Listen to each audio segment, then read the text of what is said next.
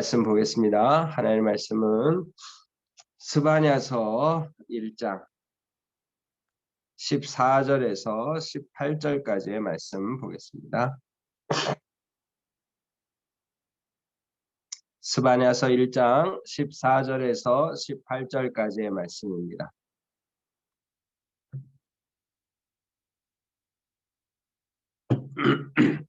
제가 봉독합니다.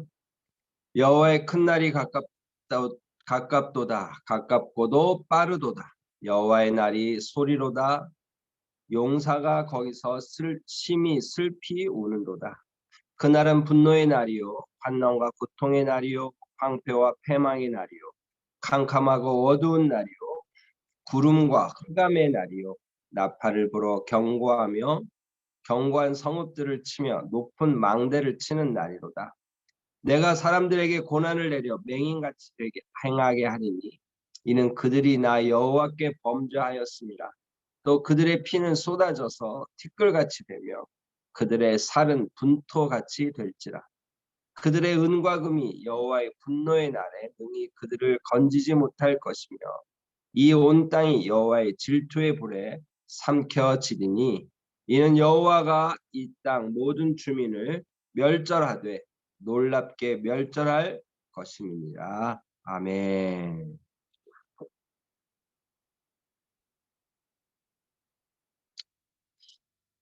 이 스바냐 선지자는 이제 여호와의 큰 날, 이제 장차 곧 임할 하나님의 심판의 날을 전하고 있습니다.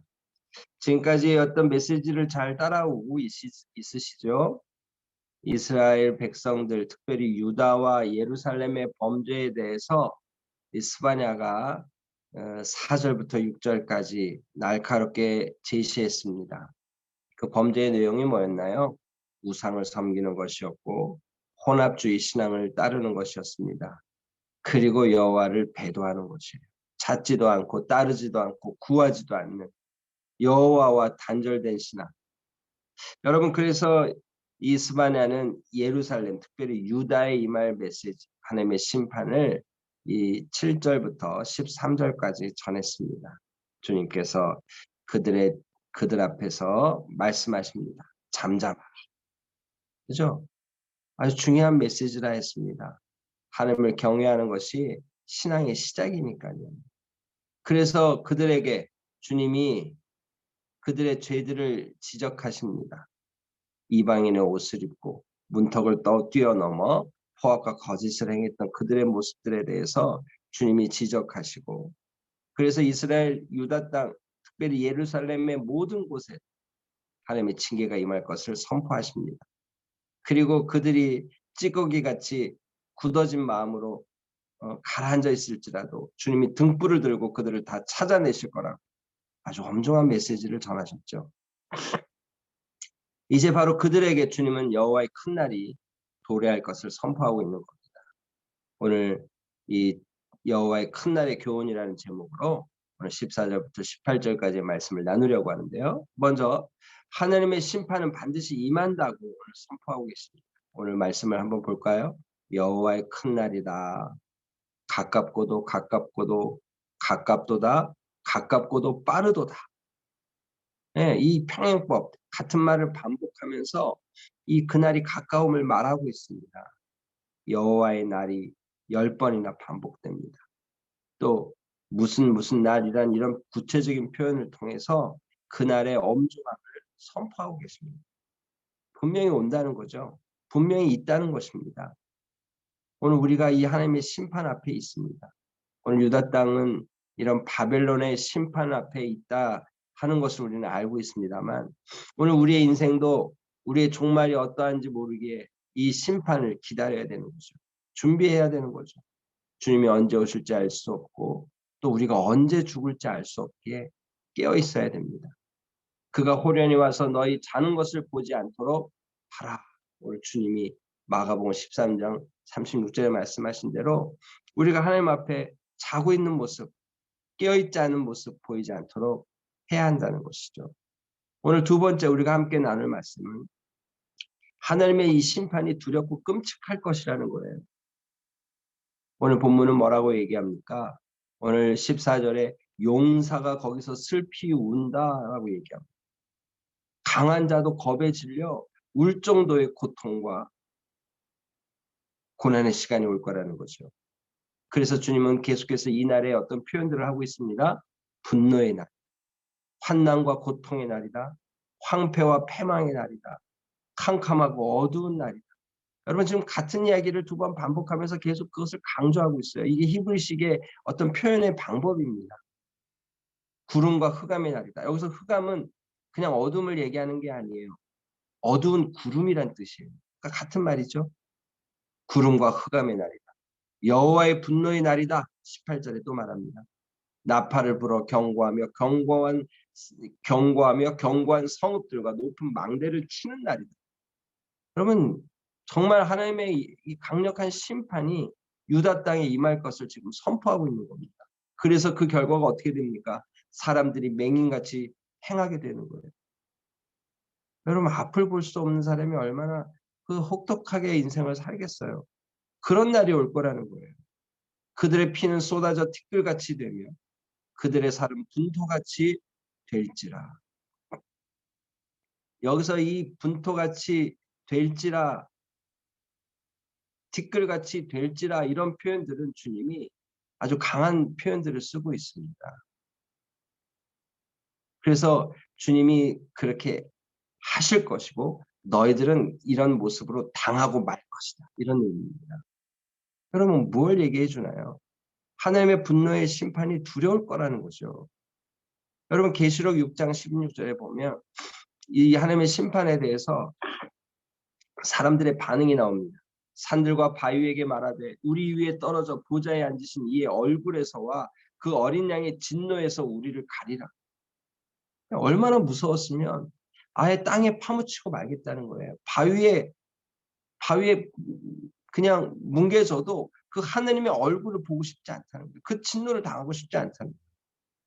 끔찍한 하나님의 심판이 있을 것을 말하는 거죠. 그러면서 주님은 오늘 스바냐서를 통해서 또 이런 얘기를 합니다. 여호와의 질투의 불이 삼켜지리. 여러분 여호와의 질투하신 하나님 여러분 그런 표현들을 성경에서 보고 있는데 이 질투는 두 가지의 의미가 있습니다. 성경에 긍정적인 의미와 부정적인 의미가 있어요. 너무 사랑하기에 질투하는 거죠. 여러분 이런 개념으로 이해하면 좋을 것 같습니다.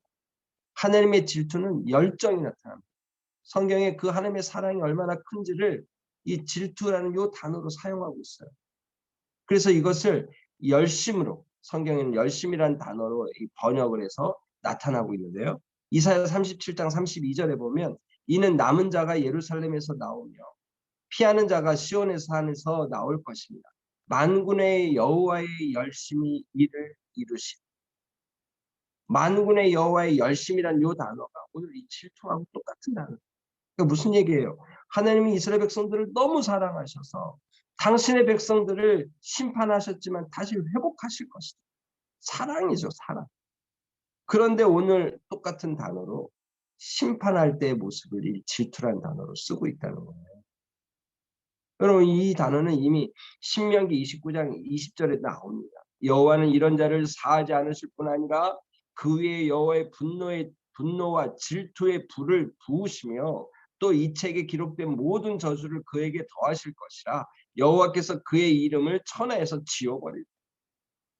무슨 얘기예요? 여기서 질투는 심판이죠. 네. 똑같은 단어가 하나님의 사랑을 표현하기도 하지만 하나님의 심판을 표현하기도 합니다. 여러분 오늘 우리는 그 하나님의 이 사랑을 어떤 식으로 받아야 되겠습니까? 어떤 식으로 경험해야 되겠어요? 심판이 아니죠. 하나님의 사랑, 그 열심으로 우리가 그 사랑을 경험해야 되지 않겠어요? 그래서 주님은 이 땅 모든 주민을 멸절하되 놀랍게 멸절할 것이다. 아주 엄청난 무서운 메시지를 증거하고 있어요. 여러분 오늘 우리의 선택이 무엇이어야 되겠습니까? 주님의 은혜 안에 살기를 선택해야죠. 하나님이 이러한 엄중한 심판을 우리에게 면하시게 하시고자 예수님을 보내셔서 이제 그 은혜 가운데 살게 하셨습니다. 그럼 우리의 선택이 무엇이어야겠어요? 그 주님 안에 거하는 거죠. 그 주님의 은혜를 구하는 거죠. 그밖엔 살 길이 없습니다. 이미 구원받았으니 그 은혜를 누려야 되지 않겠어요? 오늘 스바냐는 이렇게 하나님의 엄중한 심판을 전하면서 이렇게 심판할 수 없는, 이렇게 심판할 수밖에 없는 이유를 두 가지로 오늘 표현해 주고 있습니다. 그 첫 번째가 이는 그들이 나 여호와께 범죄하였습니다. 네, 오늘 17절에 나오죠. 이는 그들이 나 여호와께 범죄하였습니다. 여러분 이미 우리는 4절부터 6절까지의 말씀을 살펴봤습니다. 이방신을 섬겼어요. 남아있는 바알들이 있었고 지붕에서는 하늘의 무뼈를 향해 경배하고 있는 이스라엘 백성 범죄한 거죠. 그들이 혼합주의 신앙에 빠졌었습니다. 여호와께 엎드림과 동시에 맹세하면서 동시에 말감에게 말감 똑같은 단어라 그랬습니다. 모압과 암몬의 신이에요. 그들을 섬기고 있는 거예요. 지금 이 땅의 사람들이 재물과 하나님을 동시에 섬기듯이 자기의 성공과 하나님을 동시에 섬기듯이 자기의 자녀들과 하나님을 동시에 섬기듯이 자기의 쾌락과 하나님을 동시에 섬기듯이 이런 혼합주의 신앙에 빠져 있는 거죠. 그것만이 아닙니다. 여호와를 배도했습니다. 여호와를 찾지도 따르지도 구하지도 않았어요. 이걸 오늘 한마디로 뭐라고 말씀하신 겁니까? 여호와께 범죄하였다. 이 범죄하였다는 이 단어는 빗나가다라는 뜻이에요. 관역을 빗나가는 겁니다. 하나님의 뜻에 따라야 되는데 옆을 아래를 위를 하나님의 뜻과는 관계없는 일을 행하는 것이죠. 그리고 오늘 우리의 삶 속에 이런 모습은 없는지 이미 구원받아 하나님의 백성으로 살고 있는데도 여전히 빗나가는 인생 우리가 살아가고 있는 건 아닌지 돌아봐야 되는 거죠. 그리고 주님은 이 스바냐 선지자는 이제 또 하나의 죄를 지적합니다. 그들의 은과 금이 그들을 건지지 못할 것이다. 왜 하필 이런 얘기를 하셨을까요? 지금 그들이 은과 금에 집착했다는 거죠. 은과 금, 이 땅에 재물이 많으면 잘 될 거야. 이게 우리의 삶의 목표예요? 우리의 성공이야? 이러고 있는 거죠. 그러니까 오늘 스바냐가 그 부분을 특별히 지적한 겁니다. 그들의 은과 금이 그들을 건지지 못할 것이다. 결국 재물을 신으로 삼고 있었던 거죠. 내가 많이 가질수록 강해진다고 생각하는 겁니다. 내가 많이 가질수록 성공했다고 생각하는 것입니다. 재물의 축적이 삶의 목적과 이유가 되었던 거죠. 여러분 하나님이 우리에게 재물을 주십니다. 그 재물을 누리게도 하십니다. 여러분 이런 하나님의 은혜 안에서 재물을 우리가 사용하는 것이지 재물이 목적이 돼서는 안 된다. 그래서 이런 유명한 말이 있지 않습니까? 재물은 최악의 주인이요 최선의 종이다. 재물이 우리의 주인이 되면 최악이 됩니다. 그러나 재물이 우리의 종이 돼서 우리가 그 재물을 잘 사용한다면 재물만큼 유용하게 우리 자신을 기쁘게 하고 다른 사람들을 기쁘게 하는 것도 없기 때문이죠. 오늘 성경은 이런 부분에 대해서 우리에게 이미 많이 지적해 주고 계세요. 아까 제가 말씀드린 대로 마태복음 6장 24절에 한 사람이 두 주인을 섬기지 못할 것이니 혹 이를 미워하고 저를 사랑하거나 혹 이를 중히 여기고 저를 경히 여기니라. 너희가 하나님과 재물을 겸하여 섬기지 못하리라. 이미 지적하셨어요. 잠언에서도 이런 말씀이 나옵니다. 재물은 진노하시는 날에 무익하다. 공의는 죽음에서 건지는. 잠언 11장 4절. 재물이 아무리 많아도 하나님의 진노 앞에서는 무익해요. 하나님께 뭐 1억, 뭐 10억, 100억, 1000억, 10조, 100조, 1000조를 드린다고 하나님이 노염이 푸시겠어요? 그럴 리가 없죠. 하나님이 이 모든 것의 주인이십니다. 하나님을 믿고 그 믿음으로 사는 공의는 죽음에서 우리를 건지지만 재물은 우리를 건지지 못한다는 거죠. 여러분 오늘 그러므로 우리가 어떻게 해야 됩니까? 우리가 늘 돌아봐야 돼요. 깨어있는 삶이란 그런 겁니다. 하나님 앞에 경건을 지키고 있는지, 내가 거룩한 삶을 살고 있는지 그걸 돌아보는 거죠. 여러분 이제 말씀을 정리합니다. 여러분 그럼 오늘 우리는 어떻게 해야 될까요? 하나님의 엄중한 심판이 분명히 있습니다. 그리고 그 엄중한 심판은 정말 두려운 것이 될 거예요. 우리의 죄 때문에. 우리의 은과 금을 더 사랑하는 우리의 탐욕과 세상을 향한 정욕 때문에 우리는 모든 심판을 받을 수밖에 없어요. 그러나 우리 주님이 이 심판에서 우리를 건지시지 않으셨습니까? 우리가 이 모든 것으로부터 스스로 이겨낼 수 없기에 주님이 이겨내시고 그 길을 우리에게 보이셨어요. 그래서 요한복음 3장 17절은 이렇게 말합니다. 하나님이 그 아들을 세상에 보내신 것은 세상을 심판하려 하심이 아니요 그로 말미암아 세상이 구원을 받게 하려 하심. 심판이 있어요. 그러나 그 아들로 인한 심판을 면할 길을 주셨다는 거죠. 그래서 요한복음 5장 24절에 내가 진실로 진실로 너희에게 이르노니 내 말을 듣고 또 나 보내신 이를 믿는 자는 영생을 얻었고 심판에 이르지 아니하나니 사망에서 생명으로 옮겼느니라. 네. 이 엄중한 심판이 있지만 심판을 건너뛰게 하신다는 거예요. 사망에서 생명으로 심판에 이르지 아니하는 은혜를 주셨다는 거죠.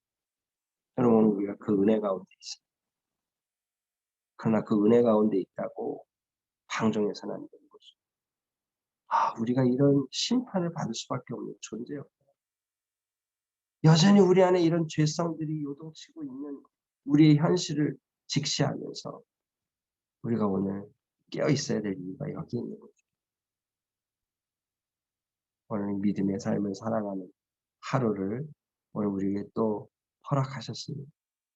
오늘 하루 믿음을 선택하는 주님을 바라보며 우리 안의 죄성을 늘 새 사람으로 누르며 승리하며 오늘도 주님을 따르는 거룩한 길에 서는 우리 모두가 될 수 있기를 주님의 이름으로 축복하며 기도합니다. 아멘. 한번 이 시간에 기도하겠습니다. 이 시간에 기도할 때 오늘은 우리가 좀 잠깐이라도 같이 좀 기도하면 좋겠는데요. 하나님의 심판이 우리에게 온다는 겁니다. 예수님이 언제 오실지 모르지만 그날은 옵니다. 자는 것을 보지 않도록 하라. 오늘 하나님 우리의 삶이 깨어있는 삶이 되게 도와주십시오. 범죄함으로 하나님을 따르는 것이 아니라 우상을 섬기고 혼합주의 신앙에 빠지고 주님을 찾지도 따르지도 구하지도 않는 여호와께 등 돌리는 인생으로 살지 않게 하시고 오직 하나님 앞에 하나님을 섬기며 경외함으로 우리의 구원을 이뤄가는 자리를 되게 해 주옵소서. 이 시간에 잠시 결단하며 기도하며 나갑니다. 다 같이 기도하겠습니다. 오 하나님 아버지 감사합니다. 우리의 삶이 연약하고 부족하고 주님 의지하고 주님 붙잡으시고 오 하나님 도와주옵소서. 우리의 자는 것을 보지 않고 주님 경고하셨습니다. 깨어 기도하여 시험에 들지 않게 하라. 주님 말씀하십니다. 주님이 언제 오실지 우리의 인생이 언제 종말을 맞이할지 알 수 없는 믿음으로 주 앞에 설 수 있게 하여 주옵소서.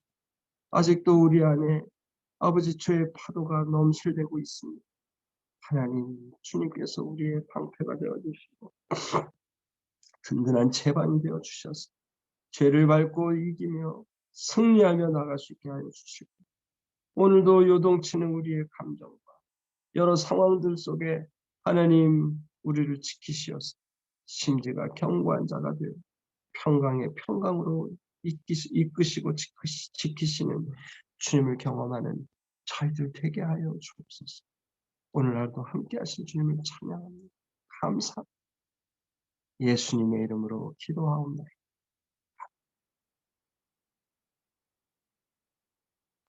주기도문으로 새벽 예배 마치겠습니다. 하늘에 계신 우리 아버지여, 이름이 거룩히 여김을 받으시오며 나라가 임하옵시며 뜻이 하늘에서 이루어진 것 같이 땅에서도 이루어지이다. 오늘날 우리에게 일용할 양식을 주옵시고 우리가 우리에게 죄 지은 자를 사하여 준 것 같이 우리 죄를 사하여 주옵시고 우리를 시험에 들게 하지 마옵시고 다만 악에서 구하옵소서. 대개의 나라와 권세와 영광 아버지께 영원히 있사옵나이다. 아멘. 감사합니다.